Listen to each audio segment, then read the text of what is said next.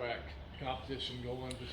It's fun to be back out there in spring, and for me personally, obviously I've coached quarterbacks a long time, and I enjoy that part of the game. It's a challenge. Guys have a lot to manage each play. They have to have a good plan and be able to process their plan based on down and distance situational football, what the defense is doing. So, it's a good challenge, and I'm having a good time with those guys out there.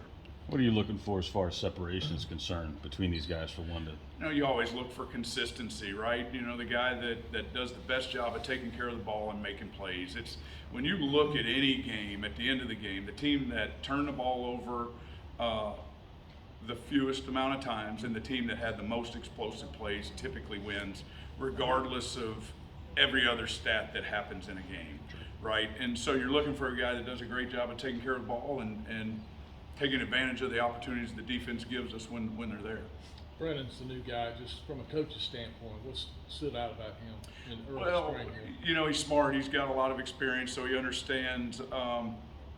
For a quarterback, to me, there's 3 steps in learning how to play. And the first, you have to master the first 2 to play. The third one is always a work in progress, but the first one is know the system. Second one is understand situational football. Third one is apply the defensive plan and to help you, right? And he has played so long now, defensive football is making sense to him. If that makes sense. He's able to get into the third area of that and have really good pre-snap plans. MJ wasn't at spring last year. Just how has he progressed? Obviously, he got to play last year, but how has he progressed? That always helps. Anytime you get game reps, it's important, right? Like we practice a lot of football, and practice is really important, and you make a lot of decisions, but it's not like being under the lights. It's not like when the scoreboard comes on and you're responsible for winning a game. And so we have that. We have real game reps for MJ and Ben seeing what they're doing, and so it helps in the evaluation process for sure. Coach, a couple weeks ago, Ben Finley mentioned last year you were kind of like he called you the grandfather of football IQ on the team last year. What kind of role did you play in giving the quarterbacks kind of advice on, he said, like game management and stuff like that last year? For the most part, they had a coach in Tim, and Coach Proctor coached them. And it was my job to get the running backs ready to play. And if they ever had, a question on the sideline when Tim was in the box, then I was glad to help them. But this game is really tough mentally. It's a challenge, and it has a way of breaking you down if you let it. So to me, one of the first places you start with a quarterback is you have to support the decisions they make if they do a good job of taking care of the ball. And you have to build the confidence to play this game, because it's, I always go back to this example. Peyton Manning is, in my opinion, the best to ever play the game, right? And Eli Manning is right there with him, one of the best to ever play the game to me. But Peyton was playing in the Super Bowl against the Saints, and if you remember, he throws an interception at the end of the game, and the Saints go up 2 scores and basically in the game. Well, he's got to go in and answer questions after that game about how he didn't get it done without it changing how he feels about himself. And to me, that's part of a quarterback IQ, is we have to build the confidence level in these guys so they keep playing at a high level. Cool. Have your recruiting responsibilities changed too?